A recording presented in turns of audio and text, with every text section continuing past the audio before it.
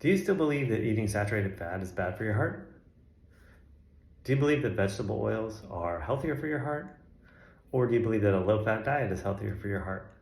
These are some things to consider because here's what I want to tell you. If you really dive into the actual research that's been done on eating things like cholesterol containing foods, saturated fat, and unsaturated fats from vegetable oils, the results are actually the opposite of what we call the conventional wisdom, meaning that typically the people that consume more saturated fat actually have less progression of heart disease and also have less overall death than the people who eat the least amount of saturated fat, believe it or not. Also true of the people who eat the more vegetable oils, meaning the more unsaturated fat you eat, the worse likelihood you have of heart disease and progression of heart disease. So why is that the case? And what the heck happened here? Why did saturated fat get demonized? Why did dietary cholesterol get demonized? And on top of that, why is blood cholesterol demonized when it's actually not a good predictor of heart disease either? Though you would never know that going to a traditional doctor's office when they take your blood and tell you have a lot of bad cholesterol or not a lot of good cholesterol. So to understand this, we got to back up a little in the story. We're not going to do the whole story today because it's a long story, but we're going to give you the beginning of it. So before about the 1970s, 1980s, heart disease was a very rare condition for people to die from, believe it or not. So much so that doctors in the 50s and 60s or even earlier didn't have a lot of experience with it because almost nobody was dying of heart disease. Now, it's the number one cause of death and it has been for decades in the modern world and or industrialized world. And so when it started happening this way, when people started dying from heart attacks more and more, scientists were trying to figure out like what the heck's going on here. And so one way you do that is you take the bodies of the people that die and look at their hearts. And what they were finding is that the coronary artery, or the blood supply to the heart itself, was clogged up with something. And they were like, okay, that's why people are dying, because their heart isn't getting blood flow, because the artery is clogged. What's it clogged with? It's a sticky, waxy substance called cholesterol. Okay, we've solved it. Too much cholesterol is causing people to die of heart disease, heart attacks. So cholesterol got demonized. If you just stop eating cholesterol, you won't have heart disease. That was the idea.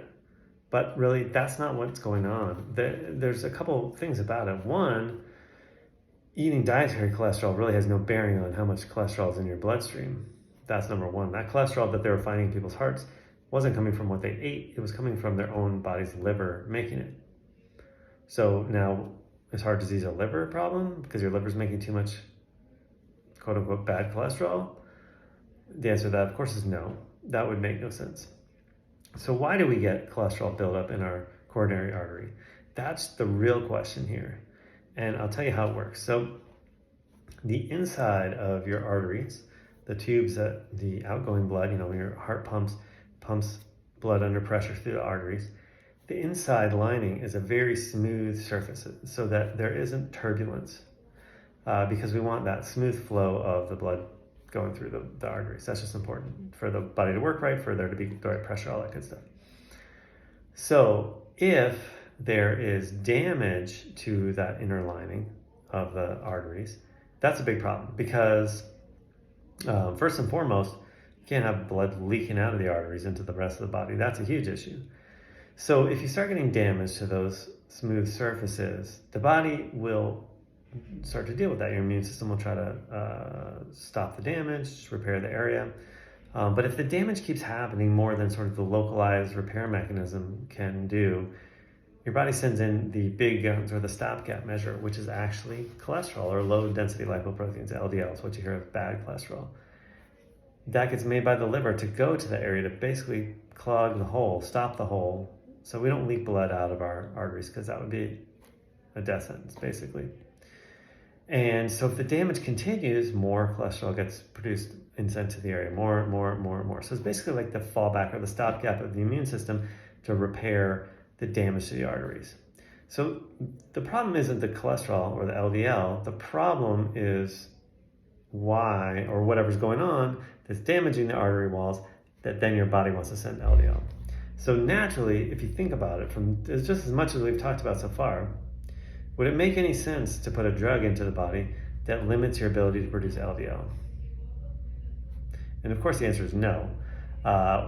One is, that's not the problem. And two, cholesterol or cholesterol lowering medications, has a lot of big negative impacts, because cholesterol is probably the most widely used molecule in the whole body. It's vital to your brain, it's vital to all your hormone functions, to say the least. A bunch of other stuff too.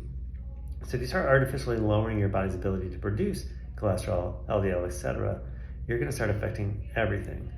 And one of the biggest side effects of statins and other cholesterol lowering drugs is psychological symptoms like depression, suicidal tendencies, etc. There's also a huge increase in cancer and other causes of death, because cholesterol is vital for the immune system as well. So then we have to start asking ourselves, so what's going on here? Why did the inside of these artery walls start getting more and more damaged in the 70s, 80s, 90s, 2000s, 2010s, 2020s? Because it keeps going up. And what has been causing that? And there's really two big culprits. The first one is still probably the biggest one, but the second one's right up there. And that is the excess consumption of sugar, and then secondarily the excess consumption of industrial seed oils. But we're just going to talk about sugar today. So sugar is a potent chemical in our body. And so when we have too much sugar in our bloodstream, our body mobilizes all of its resources to try to get that sugar out of the bloodstream. That's insulin, the insulin response, etc. But one thing that sugar does, among other things that are deleterious to our health, is it causes for potent free radical formation, or basically damaging little molecules floating around in our bloodstream. So we have excess sugar floating around in our bloodstream. Essentially what it does is it starts to damage the walls of the blood vessels and cause for these tiny holes and damages to occur. Then we get the cholesterol coming in. But if we keep pumping sugar into the bloodstream, we keep damaging the inner walls and we keep getting more and more cholesterol. And so if you want to raise your LDL, especially the type of LDL that's the most damaging, these small dense particles, the best way to raise it is just to increase your intake of sugar, especially high fructose corn syrup, but any sugar. And so if you look at the graph of sugar intake from the 70s to now, it's almost exponential. We eat hundreds of pounds of sugar on average as a population, when it used to be very much less. And I think it used to be like 30 pounds a year, and now it's like 600 pounds a year or something like that. Don't quote me there, but in that ballpark. And so if you understand that the sugar is causing the damage to the arteries, and then the continued damage causes the liver to produce LDL that goes and tries to fill those holes until it clogs the whole thing and causes heart disease, heart attacks, you can understand why there was such an increase in heart disease when people started eating more sugar, because what they haven't been doing is eating more saturated fats. Now, industrial seed oils are another story, which we'll get into next time. But I just wanted to share that a little bit, because I think that even though people are starting to understand it a little better, there's still a vast misunderstanding about, if you want to protect your heart, the conventional so-called wisdom still is limit your saturated fat, eat vegetable oils, and eat a higher carb, lower fat diet, which is exactly the opposite of what you should be doing. All right, hope that was helpful and not too complicated, and made some sense for you. All right, you guys take care. Bye-bye.